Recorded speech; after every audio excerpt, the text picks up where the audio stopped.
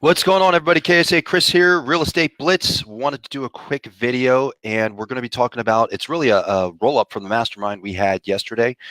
We do a mastermind every Tuesday at 11:30. If you are in Southern California, you're welcome to attend.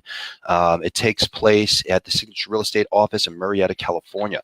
And actually, we've had a ton of people coming out from other brokerages that live in the area that watch Real Estate Blitz on YouTube. So I appreciate those people for coming out. But wanted to go over something real quick. And the topic started off as mental toughness, and it was very cool. Now, keep in mind, first off, this is a roll up. This is not the whole mastermind. If you want to get everything from the mastermind, you got to attend. Just is what it is. But roll up. This came up because I was asking some of our agents on the team, what would be a good topic? What should we talk about? And one of the agents on the team, Noreen, she had talked about her struggles that she's been having. She's been busy, and life gets in the way. And she said, Kris, I woke up the other day and I just felt like I was done. I just wanted to quit the business. And here it is. She's been successful. She's actually been with us for quite a while, and she had that. And I was like, what I hear is mental toughness, because I think everybody eventually goes through that. If you're in production, or even if you're actually, it doesn't even matter if you're in production. Almost everybody goes through it. This is tough. It's a tough business. So this is what we talked about. What is mental toughness? And how do we work on it? How do we build mental toughness? Now, in the beginning of the mastermind, we actually asked those questions, and somebody said something that really caught me off guard. So I ended up rephrasing. Instead of saying mental toughness, what I said was mental resilience. It's really mental resilience. How do we stay resilient to the challenges, the exterior forces, and even interior in our head that make this business hard? And I'll even give you an example. There was a point in time, we came up in the mastermind yesterday, where my wife walked out, and I was sitting out in the dining room. I was on the computer, and I was looking for a job. I just was done. I was like, screw this. I want to just get a job. I'm going to go work at the post office. I don't want to think anymore. I just want to be dumb, a big dumb American. I want to just go to work and be told what to do and then go home. And that's because I didn't have any resilience built in at that time, and I didn't find a way to work through it. So what do we talk about? Two parts. There's mental toughness when you talk about mentally what's going on inside of your head. Then there's actual mental toughness when it comes to the physical work that you're doing. So the things that you could do to actually create mental toughness, or to create some resilience for yourself, emotionally, spiritually, mentally, is looking at your family, having some positive energy, maybe going out and exercising, or if you're into spiritual causes, things like that, whether it's church or religion. Shopping was something somebody brought up, and I'm just repeating what people mentioned. Shopping, some people shop.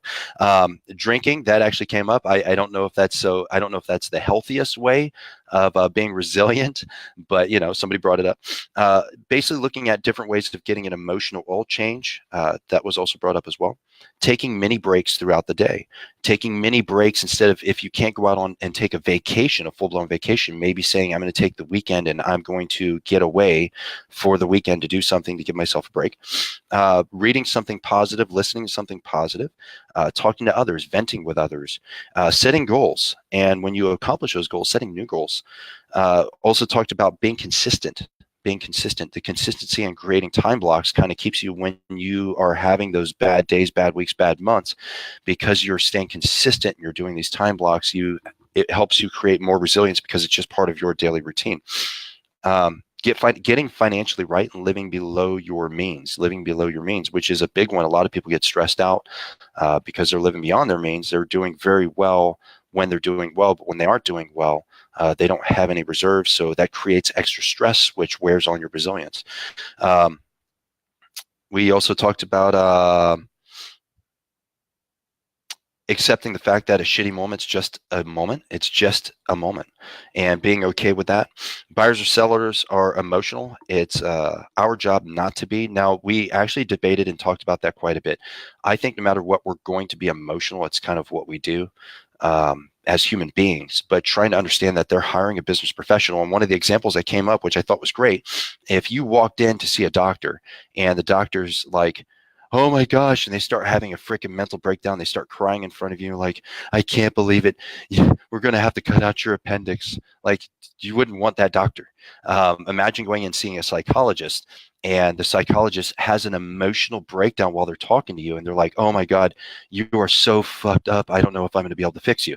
Like, you don't want to hire that person, right? So you got to take that as well from our point of view, that if you're a professional and you're doing your job appropriately, your job is to not be, don't allow their emotions to be your emotions. Don't take on that burden.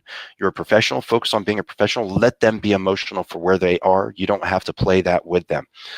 So I thought that was pretty cool. Now, things that we talked about with work that could help build up some resilience, leaving emotions at the door, time blocking, always be prospecting. Now, this is a pretty good one because we had talked about, if your pipeline is always full, that helps create mental resilience, mental toughness, because you aren't stressed out about the next deal. If somebody starts to fall out or you're dealing with a crap client, you aren't stuck with, holy crap, I have to do this.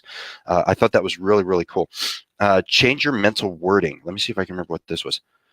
I have to versus I get to. And I thought that was really cool. And that was brought up by Sean. So instead of I have to go to work, it's like, man, I'm so excited. I get to go to work and make some money today. I get to go to work and really be around a great group of people that I love. So just changing your actual wording, what's coming out of your mouth, which changes the way that you think.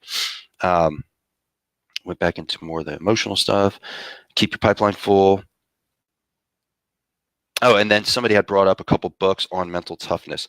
So I just wanted to do a quick roll up and tell you what happened during the mastermind. It was a very good mastermind. It was a shorter mastermind than we typically do. Usually we're always running over time.